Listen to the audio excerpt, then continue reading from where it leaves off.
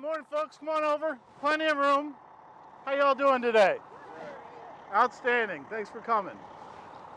It is always a pleasure to see people on my farm, so thank you for coming. I love people coming here more than me going elsewhere, so thank you for making my day. So, let's see if we can get the bus cut off. I don't want to have to use my marine voice all day. It's a little scratchy as it is. Perfect. Thank you. Everybody hear me okay? All right. Welcome again. My name is Max Justice, and welcome to Setas Mushrooms Farm. Here at Setas Mushrooms, not only do we grow gourmet, healthy, beneficial mushrooms that you're all going to see, you're in for a surprise. You're going to see where we grow alternatives. We grow alternatives to concrete, plastic, insulation, and coffins. Yes, I said coffins. In fact, today you're going to get to see my coffin, which we're going to have on display for everyone to see. It's actually my second coffin.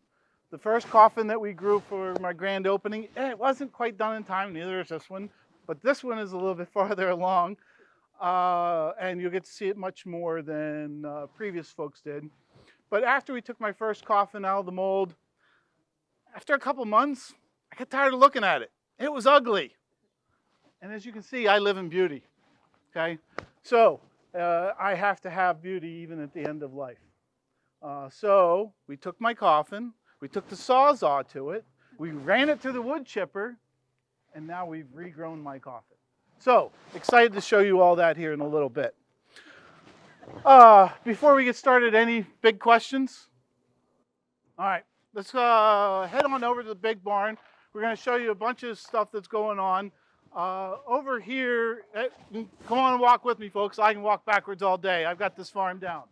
Over here, we've built a walk-in cooler. In fact, I'll go ahead and gladly open it for you all, because I'm really proud of the cooler we built.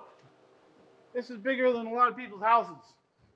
That's 6 inches of foam insulation all the way around. 2.5 ton cooler unit. And if you would have been here yesterday, you would have seen 250 pounds of fresh mushrooms. My wife made a delivery yesterday.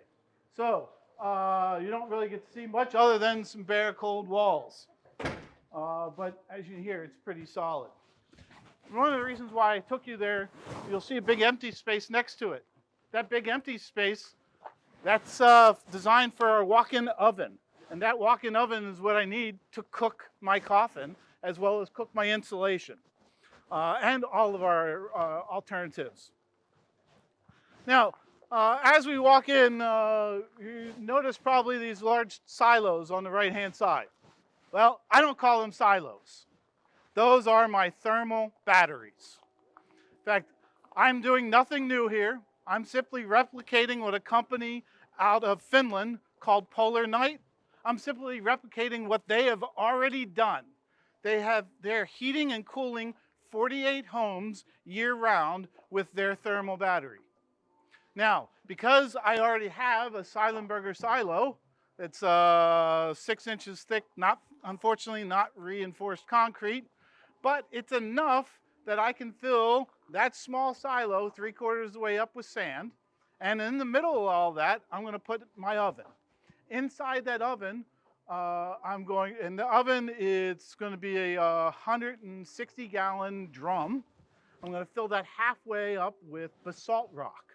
Why basalt rock? Well, there's several reasons. One, it's the most common rock on Earth. Two, when you heat it up to between 14 and 1600 degrees, and if it's well insulated, which is why we have all that sand, sand's a great insulator. And once we heat that rock up, we're going to heat it up to 14 to 1600 degrees, where it will retain that heat. I said retain the heat for up to 3 weeks. Then it slowly cools off. So they are heating and cooling 48 homes in Finland today and last year using a thermal battery almost identical in size as that small silo. So I'm not doing anything new. I'm simply replicating what they're doing with commercial off-the-shelf products that we can get from any big box home supplier. The cost, I'm projecting I can do it for under 15K. At max, I'm thinking the most ever with everything I can think of under the sun would cost me $25K at most. So hopefully I'll get to that this year. Fingers crossed, I got a lot of other innovation going on. So come on in, folks.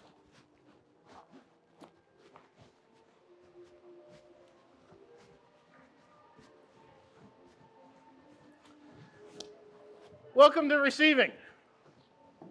This is where we get all of our substrate in for our substrate, or excuse me, this is where we get all this product in for our substrate. In front, you'll see soy hull, wood pellets, vermiculite, although the vermiculite is more for our compost that we're going to be making, as well as we have some microgreens that we're going to be putting in a microgreen farm over here off the right-hand side. And then I'm also standing on a bag of wheat bran. We use wheat bran, soy hull, and hardwood sawdust to grow our mushrooms. Now, there's one thing missing here that usually I have a stack of, and that's hemp.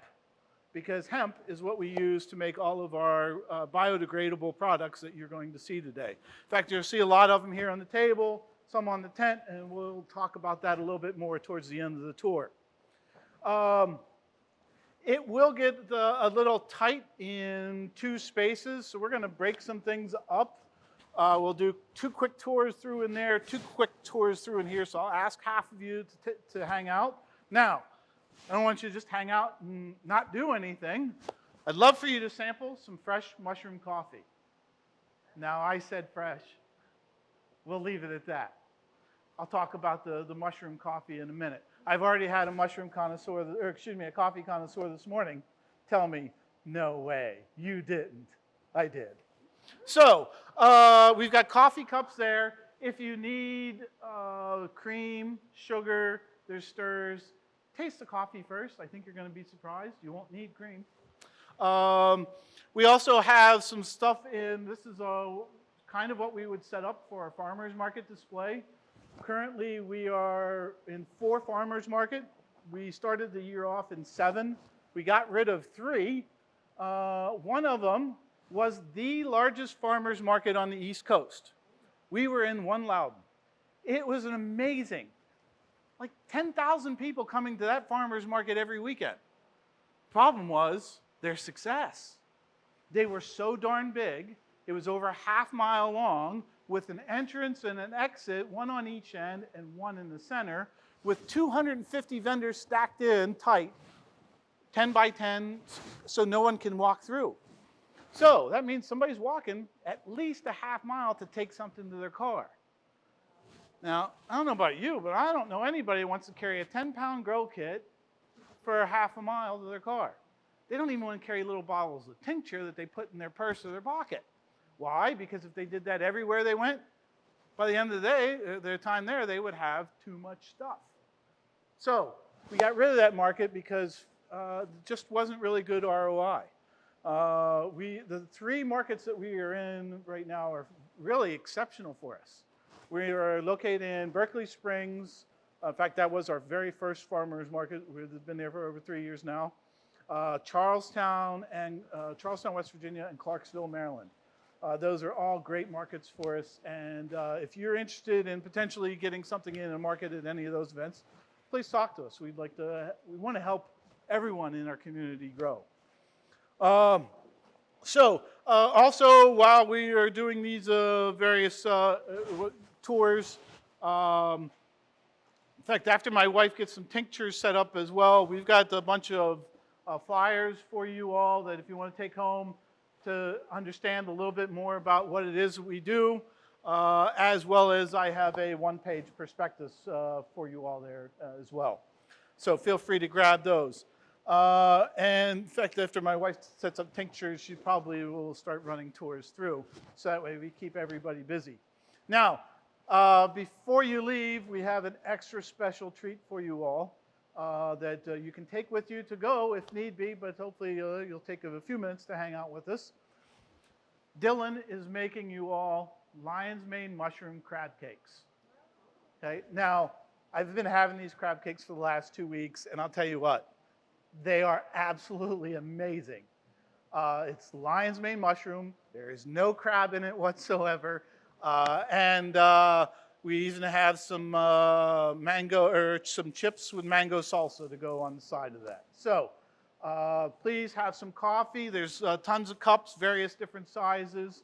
And next we're going to move over to the batch mixer. We're going to talk to you a little bit about the batch mixer and our sterilization process. Yeah, unfortunately, got a little thing here I just didn't hang up yet. So this is our half-yard batch mixer. We mix up about 400 pounds of substrate at a time. Now, when we first started out, we were mixing about 650 pounds of substrate at a time, which for the first year is not bad. Second year gets a little iffy. Third year, we had to replace some bearings. Yes? Could you just define substrate? Sure. Great question. Sorry about that. So substrate, that is simply taking all of any of our products that we get into receiving, our sawdust, soy hull, hemp, or wheat bran, and we bring those over here in their 40 or 50 pound bags, dump them here into this batch mixer. We add some water, turns around for a little bit, and then we step on this yellow pedal at the bottom. Once we step on that yellow pedal, the can inside here goes to the back. This is a gravity-fed machine, so the substrate that's in here dumps down into the can. You let off the pedal, the can comes forward, and then we put them into this bag right here by my feet. So we put in 10 pounds of substrate into these bags, and then we fold them really nice into what you see there on the shelf. Now, it's not just as easy as dumping the substrate into the bag and folding it over and putting it on the shelf. Not by a long shot. In fact, I need those to be compressed, so it's kind of laborious, not for the weak-hearted, although we did have 3 little Latinas here from Ecuador at our first farm, and they had no problem. They were knocking them out. So when I get these big burly guys in here that can't fold bags, I start calling them Latinas. It gets a little motivation into them. Then once we've compressed it into the right size, we take 60 bags and we put it here into our sterilizer. So this is our sterilization room.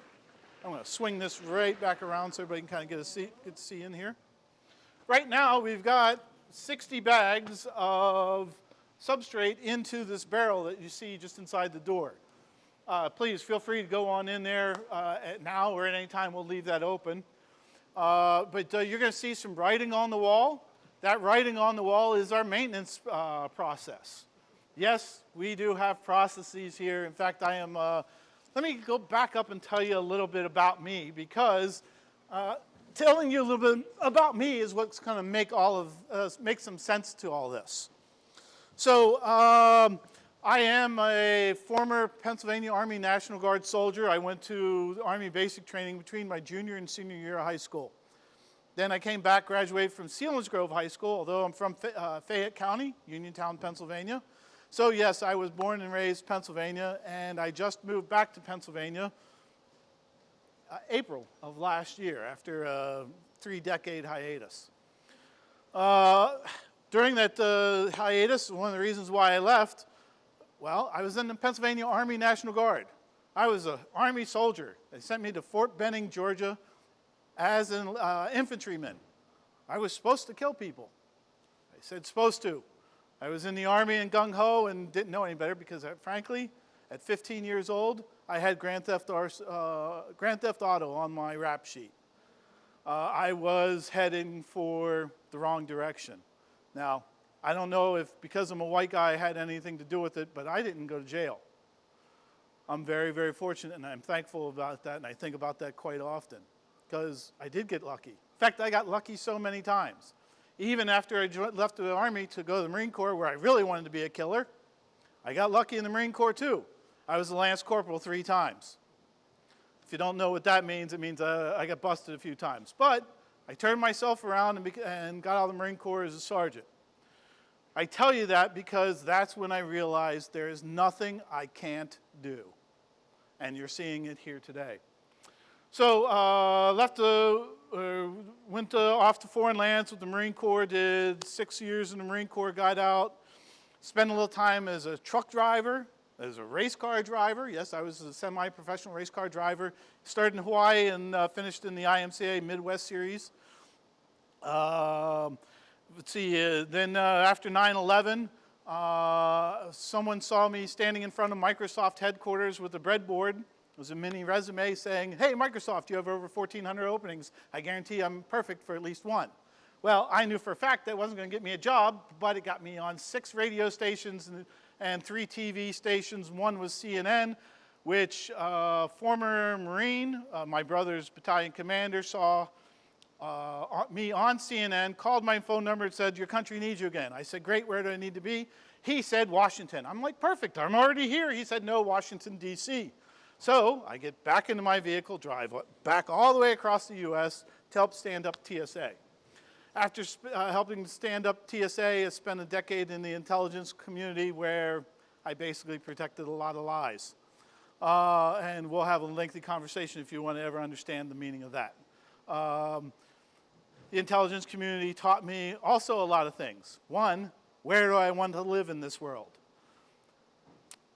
Based upon many conversations with several people, including one geopolitical strategist by the name of Peter Zahan, which he's written many books, by the way. If you haven't read any of his books, you should, especially if you're in business, because he helps you understand the global impacts of the world and how it's going to impact your business. What he has taught me, and he's taught the intelligence community and the CIA, because he comes there every year, and they ask him a lot of questions, but he's not allowed to ask them. It's kind of funny. He is that knowledgeable that the CIA is asking him questions. And he started talking about China and Russia long before you started seeing it on TV. What's so important about China to me and to this farm is that that's a failing state. Great, I get to capitalize on it. Bad for a lot of other people in this world, because unfortunately there's going to be a lot of suffering for my capitalism. But that's in China, where they're being very bad to their people. That is a failing state that will not be around in 10 years. And when it's not around in 10 years, this global shipping that we do, that's going to be a little bit more of a challenge. And in particular, the shipping that I'm talking about from China, 80% of the mushrooms in the world come from China. Well, if that's a failed state and they're unable to transport their mushrooms, somebody else in the world has to pick that up. Now, just over by Philadelphia is Kennett Square, Pennsylvania, the mushroom capital of the US. Back to me being right here. Well, I'm far enough away from those knuckleheads over in Kennett Square. They are my loving brothers, knuckleheads. I refer to people like that. No, they do great things over there, but they are going to either be focusing on the national mushroom effort or the international mushroom effort. They can't do both. The complexity of resources, logistics, capital that they're going to need to go for the national market and the international market to cover 80% of the world's mushroom needs, they can't do it. So I'm right here because this is the intersection of I-70 and I-81. Remember I said I used to be a truck driver? I know a thing or two about how things get around this country. This is the perfect spot to get anything that I want to anywhere in all 4 corners of the US. So this is exactly why I'm here, because this is a great place to grow. I would like to help each and every one of you and your businesses grow. I do have, I have an undergrad in information systems management. I have an MBA, as well as I am just finishing up my PhD in technology and innovation management, where I will be Dr. Justice probably in about 6 weeks. Thank you. It's been a long journey.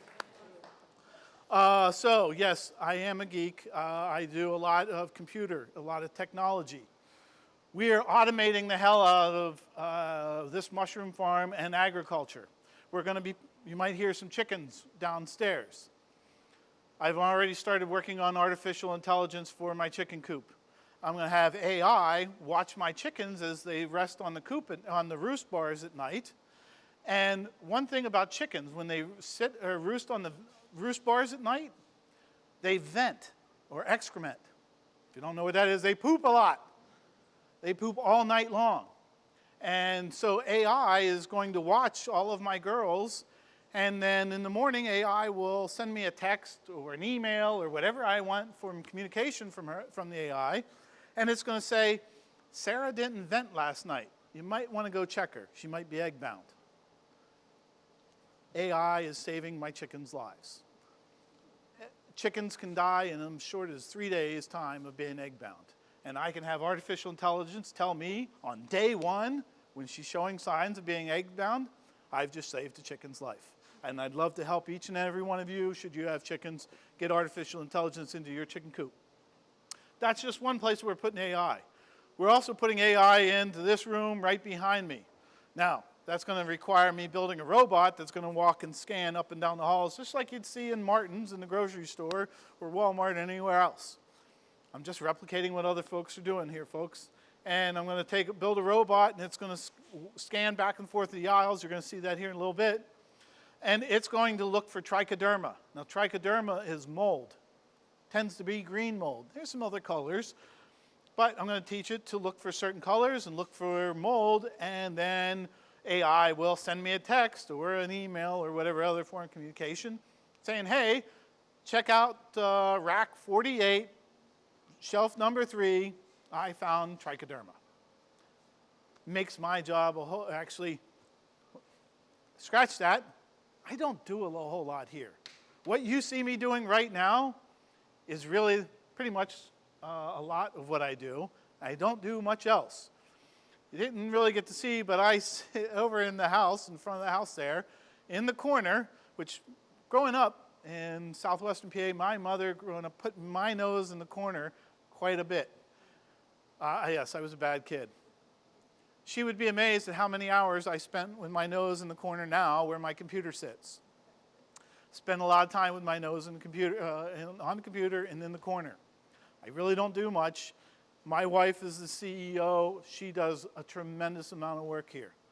Our farm hands do also a tremendous amount of work. If it wasn't for our farm hands, we have 3 full-time farm hands, 2 additional part-time farm hands, I would get nothing done because I spend all my day with my nose in the corner. So that's kind of a little bit about me. Also, I want to talk a little bit about our CEO, Kat McKenzie. Kat is, she is Latina from Ecuador, speaks English and Spanish very well. What's so amazing is that she even speaks Spanish and English after suffering a massive stroke. That's actually our foundation story of how we got into and why we got into mushrooms. A little over 5 years ago, I almost lost the love of my life. She had a massive brain hemorrhagic stroke. And inside your brain, you have 2 hemorrhagic lobes, left and right. Neither one of them have blood. They have air. They even call them air sacs. Well, those air sacs filled up in the matter of a heartbeat with blood. One filled up 100%, the other filled up 90%. Another 10%, I would have lost the love of my life that moment. For the next several days, I still wasn't sure if she was going to make it. It was very touch and go. In fact, she didn't even know who I was. Something inside of her head said, don't trust the guy in the hoodie. I was the guy in the hoodie. Finally, after we got out of the hospital and we came back home, I introduced her to mushrooms. And she was like, what? Are you kidding me? I don't eat mushrooms. In fact, I'm going to let her tell the rest of that story. So next we're going to go, so the sterilizer, right now we've got 650 pounds of substrate in the, 600 pounds of substrate. There's 60 10-pound bags in there. It cooks at 208 degrees for 12 hours. Once it's done cooking at 208 degrees, then we take it out of the barrel and take it inside to the laboratory. Now, we learned a great deal. In fact, every part of this farm, we've learned a great deal. I've walked into that little room where it's been a cloud. Literally, you walked in there and it's just hot steam going everywhere. You can't see anything. It's raining from the ceiling. as well as we've run out of water. We've had dirty water. And I don't know how many of you can see this, but I've got 4 of these laying on the shelf. But right here, it's a little broken. Now this is a heating element, much like your hot water tank in your house. The only difference is this is a 5,000 watt heating element. So it's like taking 4 vacuums, turning them on for 12 hours and walking away. That's about how much power we're using. And when you get some water that's not filtered properly, has little pieces of iron and other metals and minerals, well, this, when it gets hot, is like a big magnet. And those little pieces of minerals just come flying out across the water. It's pretty fast, you'd be surprised. So fast that it puts a hole in it. Then after putting a hole in it, sometimes they'll explode, sometimes they'll deform. But I have a whole trophy rack here, much like a hunter would have at his house for all of our mistakes. And I do that as a reminder. There's many things here as a reminder. You've heard my wife talk about how she forgets. So that's one reason why we write things down on the wall. It's one reason why we have processes. We have SOPs, standard operating procedures. We treat this farm like any other business. I'm a Lean Six Sigma black belt. I fully understand what it means to have product that goes bad or it's not good. In fact, that's actually how we started getting to our other products, such as mushroom jerky. Our mushroom jerky that we make is our #1 selling item of everything that we make on our farm, and that comes from a waste product.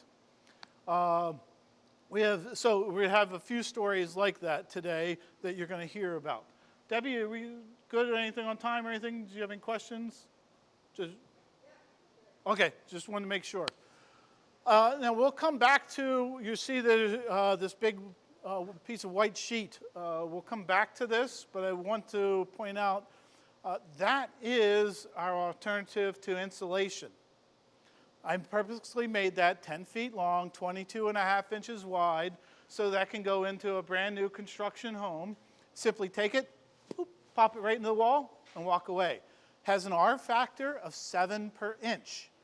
2.5 inches, means it's an R factor of 17.5 inches, or an R value of 17.5.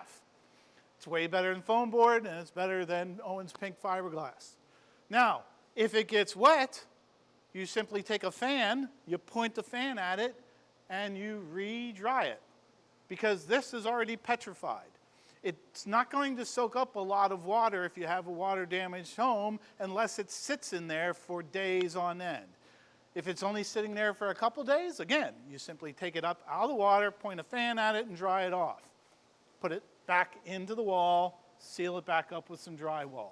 By the way, we use drywall. This is gypsum, and we use this in our substrate mix. So this is one of the other things that we use to grow mushrooms. Mushrooms love gypsum. And so we have a piece of insulation that we're going to be putting on the wall where that white plastic is, and we'll simply pop our substrate in there, or put our substrate in it, let it grow, and then we'll pull it out. So that's another way of making it that we're trying. We haven't been too successful. We put into a form, but it's not quite done yet. In fact, it has to go into an oven to dry. But once it goes into an oven to dry, one person will be able to take one hand and pick that whole thing up, because it'll reduce in weight by about 60%, because the white stuff that you see here, that is the fungus. That's mycelium. That's what fruits. So the mushroom that you all eat, that comes from the white stuff that you see here. And that is finer than the hair on your arm, and it grows and intertwines. So it makes a very nice tight bond, and once it's petrified, it's super lightweight, super strong, and also extremely fire retardant. There's a YouTube video of me taking a smaller piece of insulation, and I had the piece of insulation there, and I took a torch. When I started burning it, in fact, I had that piece of insulation, we'll show it over there later on, but I'm on YouTube burning it for like 10 minutes. Once I take the torch and let go of the igniter, the insulation stops burning. So it has a very high heat ratio that once you remove the fire, it stops burning. Wow, why doesn't everyone have that type of insulation in their homes? So this is truly a revolution for the industry, and I'd love to have additional conversations about that particular division, which this would be a division of Setas mushrooms. We have a renewables division, and I see the actual insulation growing into its own business. I got my MBA in 2006, and until 2017, when I almost lost the love of my life, I was trying to figure out what the heck do I do with an MBA, because it taught me how to work a business, but it didn't really tell me what the product is, what that thing is, what am I going to make happen? Well, mushrooms taught me a lot. That's my thing. That's what I'm going to make happen. In fact, we need a lot more mushroom farmers. We need a lot more mushroom farmers to grow alternatives. So we, let's see, no, I was going somewhere with that. But anyway, so the insulation I see as it being its own business entity. The reason why I say that, I truly believe that I'm going to create 300 jobs here in the Cumberland Valley. Between whether it's our renewables, whether it's our fresh organic mushrooms, whether it's our compost, which you haven't even got to. We make compost, folks, in 3 weeks. Most people make it in 3 years. And we'll show you how we do that.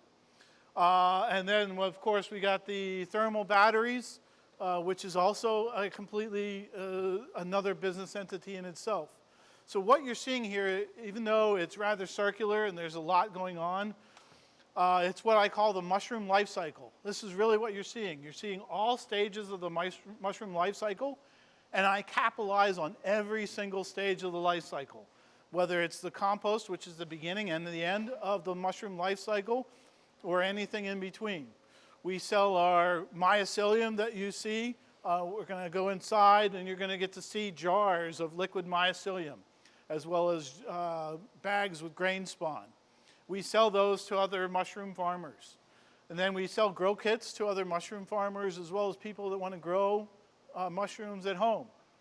We also we do laboratory work where we send petrie dishes and syringes to other mushroom growers and to other mycologists in the area. Now, Kat has been trained by several mycologists. First training was with Myers Mushrooms. Eric Myers is an Air Force veteran. He lives in Wichita, Kansas. Kat spent over a weekend with him learning how to grow mushrooms, and Eric is a mentor to both of us today. We talked with him rather frequently. In fact, we bought our batch mixer, our substrate sterilizer, and we get our bags from Myers Mushrooms. And then we also, Kat has been trained by William Padilla. William is a TED Talk speaker who talks about, he brought cordyceps to the United States, and we'll show you cordyceps here in a little bit. Now, cordyceps are a very small mushroom. A big one would be the size of my pinky. They are orange in color, so when they're fully grown, they look like little Cheetos. Now, the great part for us adults, they do the opposite of what Cheetos do for kids. Well, actually, kind of, they do the same, really. They give you lots of energy. So sugar, Cheetos gives those kids energy, but only for a short period of time. Cordyceps give you energy for a lot longer time, and one place it really gives you energy, pay attention, ladies and gentlemen, mushrooms, cordyceps mushrooms are the next Viagra. They do wonders for your libido. So if you're interested in improving your libido, you'll want to have cordyceps mushrooms. And once we sell them, we're going to be selling them retail $70 an ounce. Yes, and we already have a supplier, buyer in Harrisburg that will buy from us all day long at $300 a pound. A lot of money to be made, mushroom folks, so that's why I say we need more mushroom farmers. We started growing mushrooms, or actually Kat started growing mushrooms. Remember, I don't do much, folks. I know a lot about what's going on here, but I don't do squat. But Kat, let's see, go ahead. You were gonna say something? Oh, Kat is started growing mushrooms in our, well, it was a makeshift farm. And in fact, it wasn't much bigger than this table, and it wasn't much taller. It was about this tall. It was made out of pallets. 2 pallets wide, 2 pallets high. I couldn't even stand up in the middle of it. She could stand up with her head in between, and there's a picture of that you'll get to see here in a little bit. That was our first mushroom farm, and she had a great deal of success. And from there, she actually started selling mushrooms at Berkeley Springs Farmers Market. And quickly we had to grow. We outgrew that little farm. So we were in a 2-car garage is where we first started this mushroom farm. Or excuse me, it was a 3-car garage. And we completely filled that 3-car garage with our mushroom farm. After about 6 months, we outgrew that because we were in more farmers markets. And so we had another 3-car garage up on top. We filled that completely, so that's why we moved here in April. So that's really the short, long story of how we got to here today. So with that, we're going to take you on a little bit more tour of, in fact, Kat, you want to do lab and incubation, and I'll take people over to the fruiting room. So if we can get half of you to go over to the fruiting chamber, half of you to go with Kat, and then after 10 minutes, we'll switch. Okay? Great, thanks, folks. What do you use the canilla rice for? She grows her cordyceps off of, and you'll get to see that here shortly. Oh, look at those crab cake sandwiches. Good googa mooga. Those things are phenomenal. Yeah, if anybody wants a sandwich now, grab one, feel free. Also get yourself some coffee. You got plenty of time. Otherwise, come on over here to the fruiting chamber. So I should have told you all it's a little cold in both rooms, so be prepared to stay warm. Come on in, folks. Come on in. Come on in.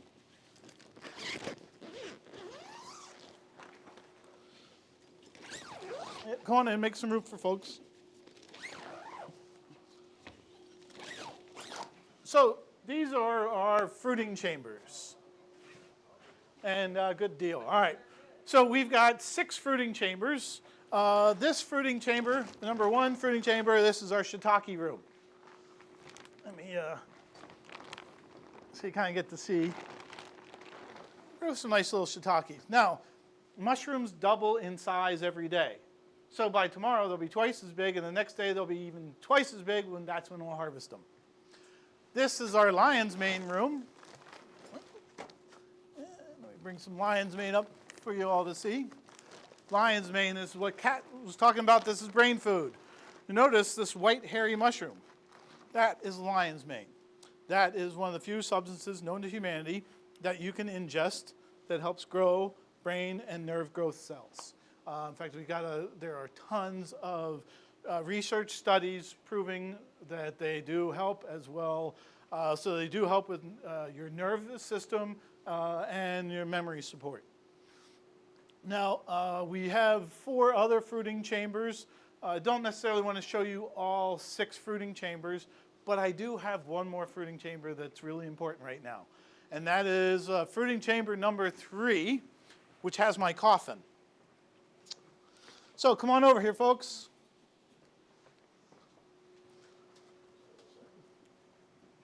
So yes, this is in fact really where I will be buried, what I will be buried in.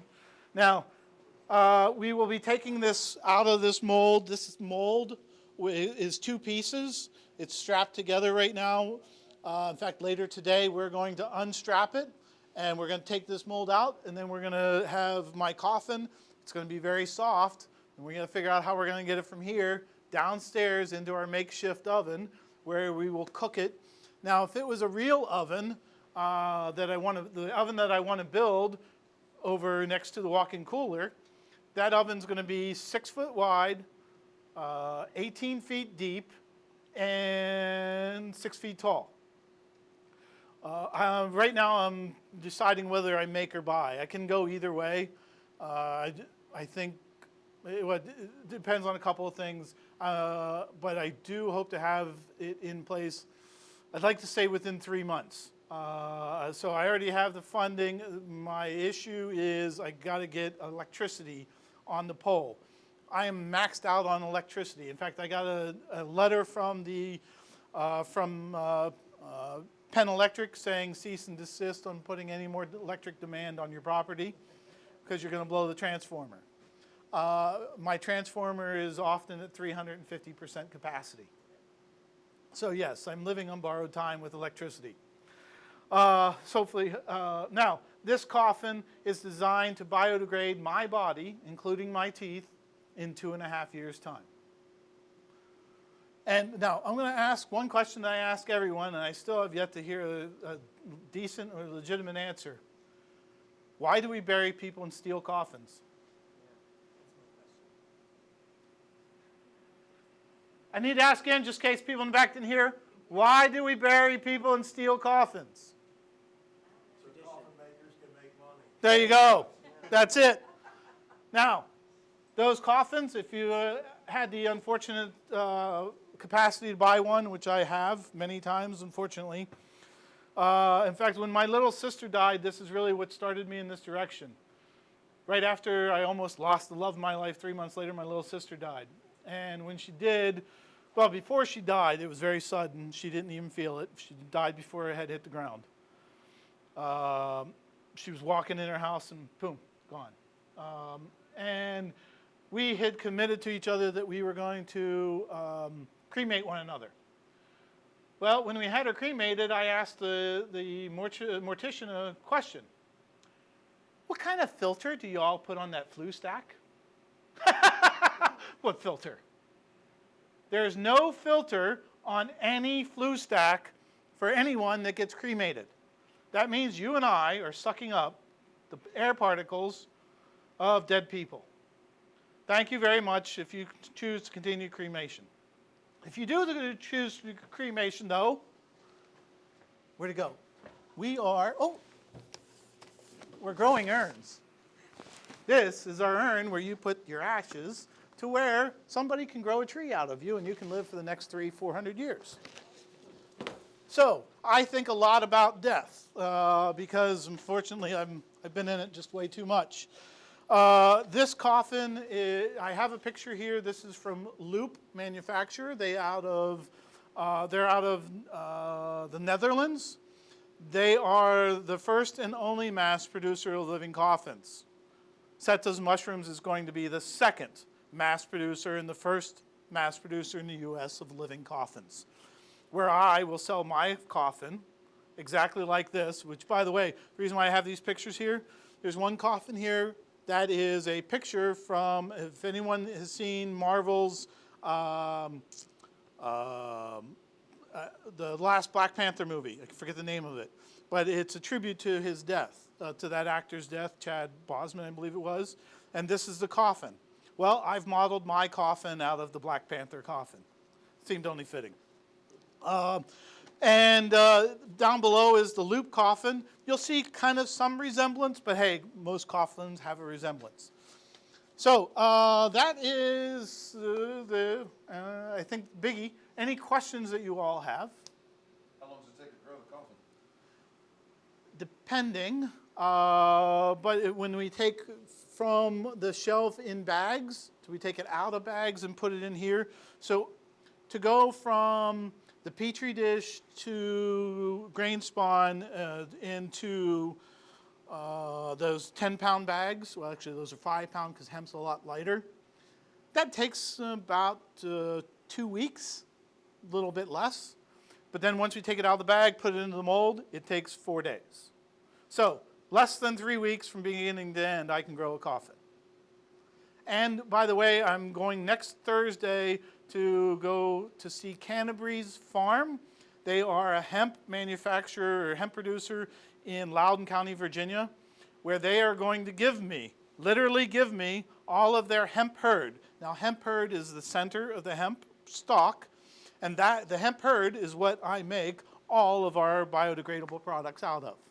So we have an extremely low cost point for our hemp hurd, which makes it easy for me to say I will sell my coffin, the most expensive coffin, for $995. Any other questions? What are the mushrooms growing on? So every mushroom has a different food that it prefers. So lion's mane, we use what's called a master's mix. 50% sawdust, 50% soy hull. Shiitake, well, it's a little bit pickier. We use, I don't want to give away our total secret of what we use percentage-wise, but I'll just say that it is mostly sawdust with a little bit of wheat bran and a little bit of soy hull. And then we have other mushrooms that have other preferences. But for the most part, we grow most of our substrate, or most of our mushrooms are grown on master's mix. And you'll see some blocks around here just outside the door. In fact, we can go outside the door so where you can see what some of those king oysters, king trumpets, they look like. Also, folks, I would love for you to sample any of our jerky. If it says original, it's black pepper. We've got Caribbean and teriyaki. Okay, interested anyone in a sample? Caribbean? Thank you. You're welcome. I'll give you a little bit bigger piece so that we get an extra sample there. Whoops, darn it. Here you go. My dog will get that. Rabbit will absolutely get that. Thank you. You're welcome. So this is Caribbean flavor. We have teriyaki and black pepper if you'd like to sample that as well. Now we make all of our oyster mushrooms. Again, this comes from a waste product. We were going to throw all these mushrooms away. In fact, we were throwing about 40 pounds of mushrooms away. And I started saying, hey, what can we do with that 40 pounds of mushrooms that we're giving away a month, or that we're throwing away every week? So every week, if we're taking 40 pounds of mushrooms and now we're cooking that. Well, we actually, unfortunately or fortunately, we weren't growing mushrooms for jerky. We were simply using our waste product for jerky up until 2 months ago. We now just started growing mushrooms for our jerky because there's such a demand that we have to produce just for jerky. And recently, we have just started, our number 4 selling item on our farm has just become mushroom powder. And the reason why it became our number 4 seller is because now when we go to farmer's market, I take mushroom coffee. We never did that up until 2 months ago. In fact, I couldn't sell a package of mushroom powder for the life of me at all. And everybody tells me I'm pretty good at sales. In fact, I do all right. But I couldn't sell mushroom powder. But once I put it into the coffee grinds and brewed them together, and I took it to farmer's market, I now sell about a dozen of these a day on the weekends. So, also, by the way, our mushroom powder is waste product. Any mushroom that we were going to throw away that looks bad, that a chef wouldn't want to pay for, or that someone at farmer's market doesn't want to pay $25 a pound for, we take those mushrooms, we dry them up, then we grind them, and we sell a bag for $25 a bag. Not bad for a waste product. We haven't grown mushrooms for our powder yet, but I think we're on track to soon do it. So, please, if you'd like to sample the teriyaki or black pepper jerky, please do. Now, by the way, did everybody see my little CVBA award? Very proud of.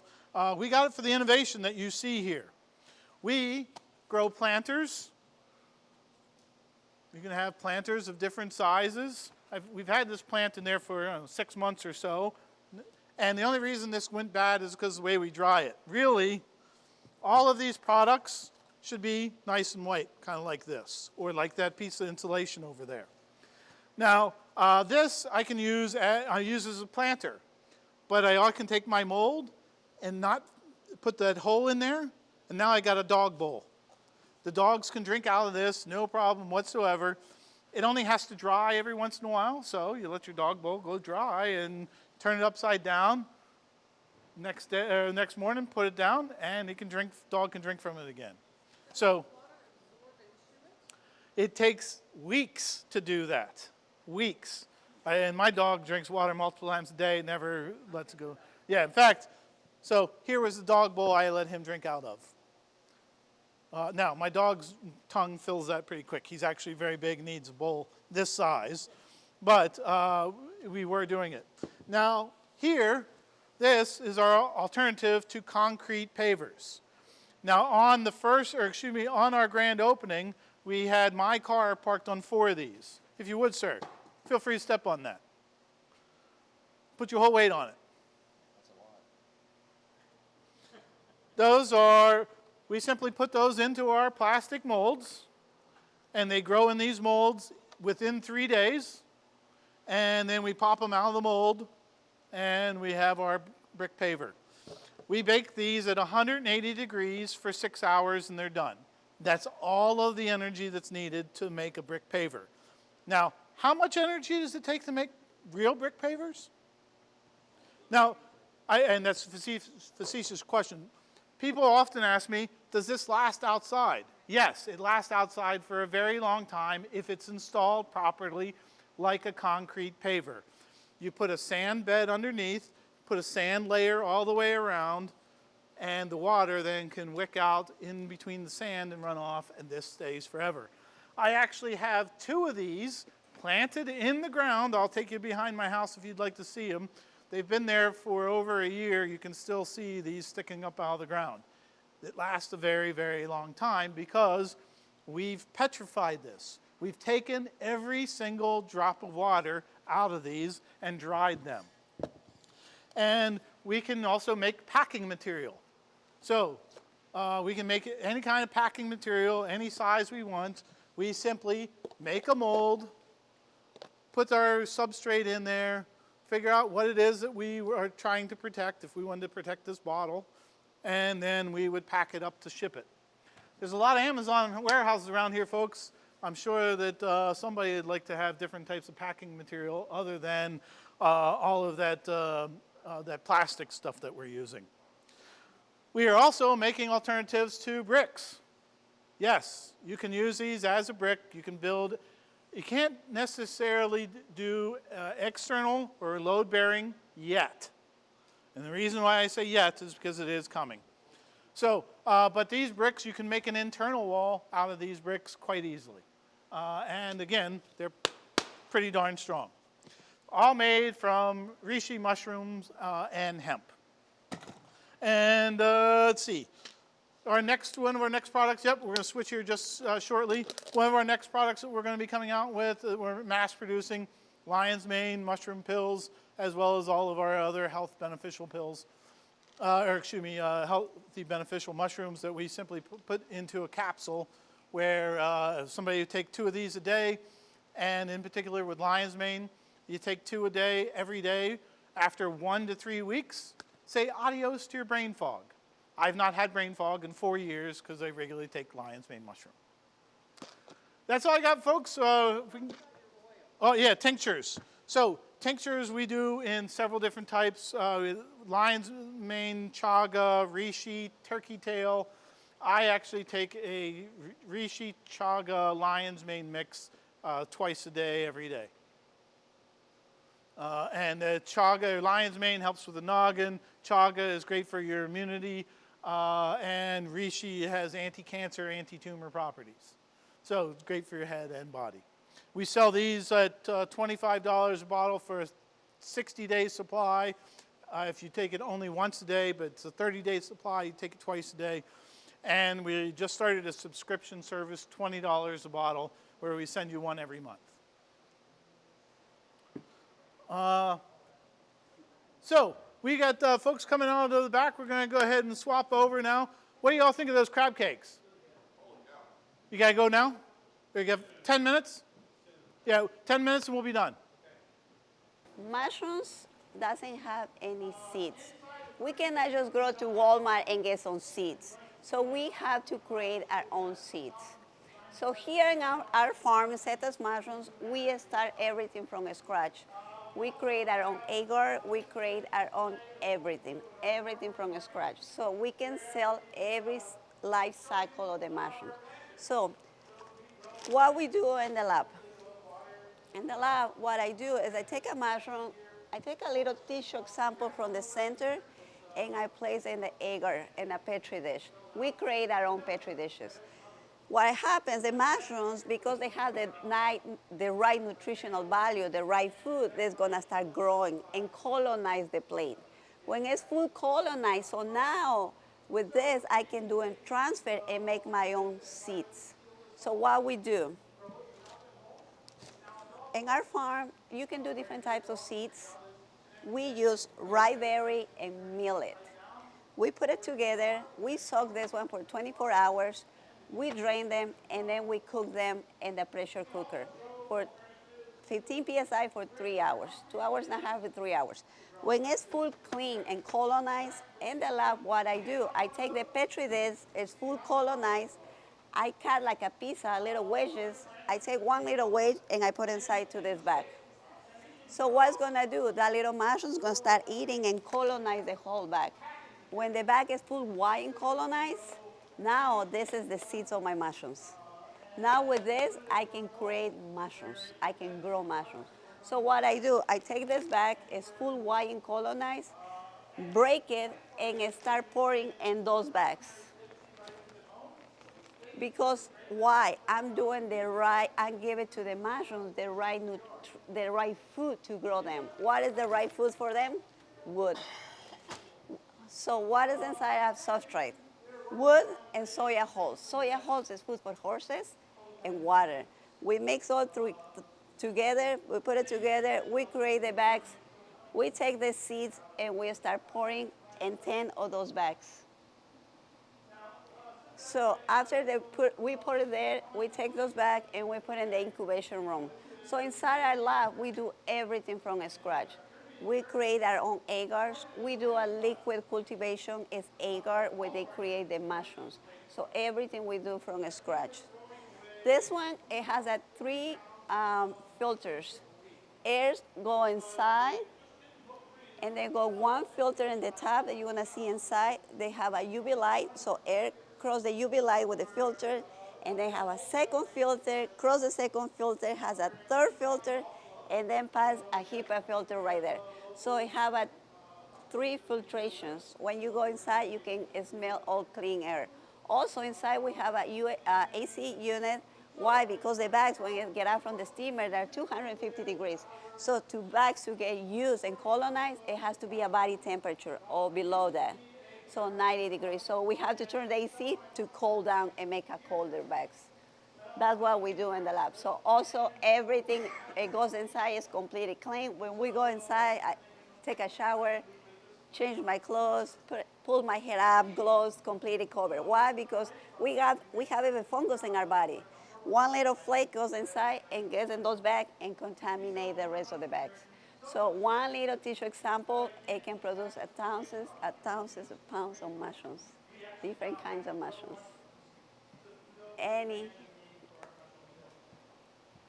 We are good? Mm-hmm. Any question? So when you started this in your garage, you didn't have a lab. How did you keep from contamination and all that stuff in the garage? Great question. So that was my thing. I started checking YouTube, right? People from India, from different countries, they even do with their feet. And the mushrooms grow. And I was like, wait a minute, if you're doing with their feet, I can do in my kitchen. So I started doing. Oyster mushrooms, they grow like a weed. They grow anywhere. Fine, they were growing anywhere. I was like, oh my God, it's working. So how's my mushroom start growing? Oyster mushrooms, because it was growing anywhere. Now when I want to do lion's mane, that was a different story, because now I have a different technique. And also what I did is you will see the bags inside, they call grow kits.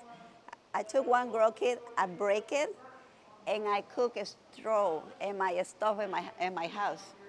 I break the bag and I start pouring those bags. And when I pour those bags, I seal and they just grow. That's what I say. In India, they even grow on the street. Why they're not growing in the kitchen of my house? But now, when I want another mushrooms, that was hard because the technique. They want more cleanness. They want more pure air. So that's why you have a different techniques. But it's still, some people in China are still growing without all these techniques.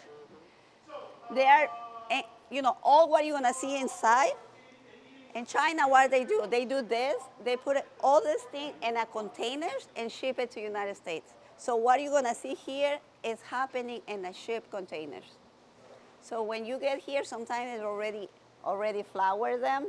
So the mushrooms sometimes keep in containers for 3 weeks, 4 weeks, and they go to the cold storage for.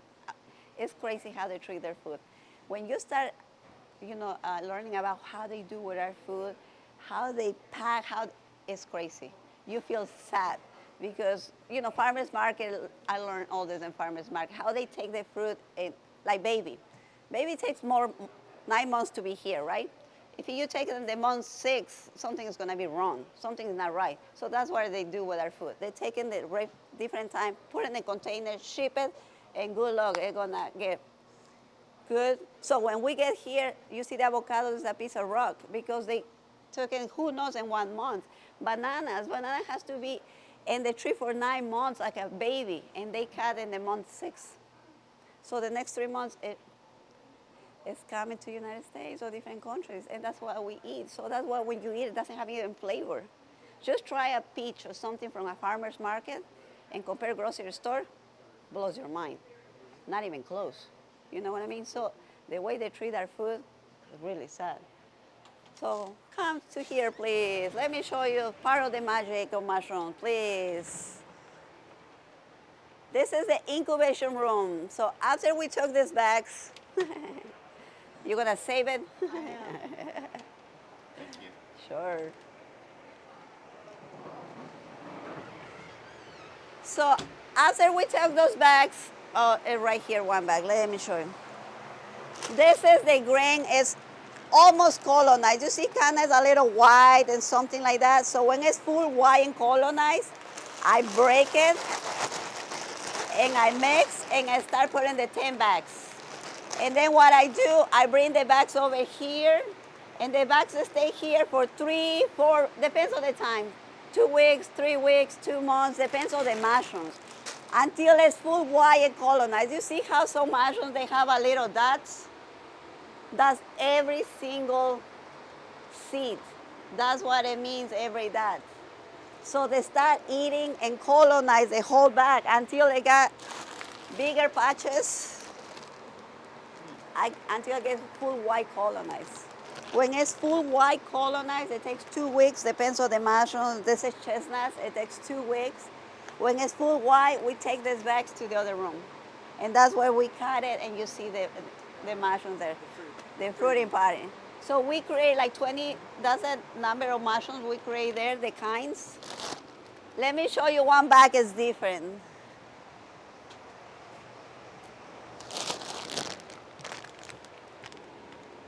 Shiitake is the only one who grows in a different way. You see how it looks like weird and black? This is the only one it grows like that. If you see, shiitakes are growing right here. They're really pinning. So as soon as I open the bag, I give it more oxygen, the right humidity, it starts growing all around. So my customers, they take these bags and they grow mushrooms at home. So to grow one of these, you just need a basement, garage, someplace where it is 65 degrees. They like cold temperature. Shiitake.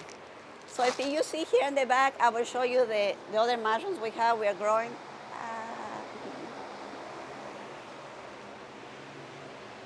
Yeah. Ooh.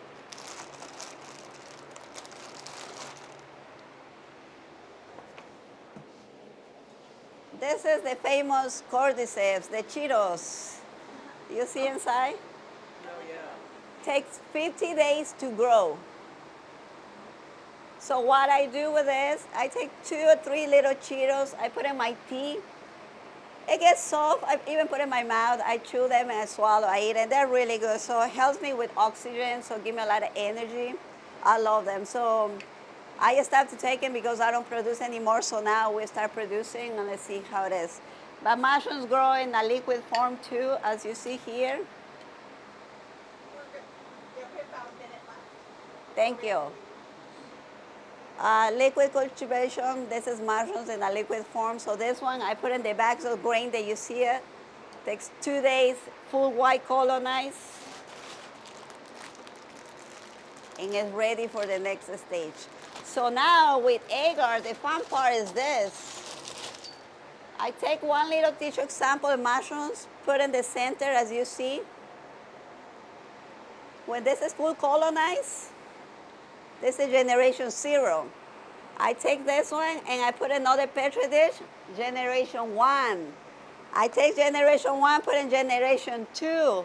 So now I'm using generation 2. So all this is my backup to keep growing mushrooms. So everything starts from something little tiny piece. Crazy. Now you can even make hamburgers. So how was did you guys try? Really, really good. Right? Really good. Thank you.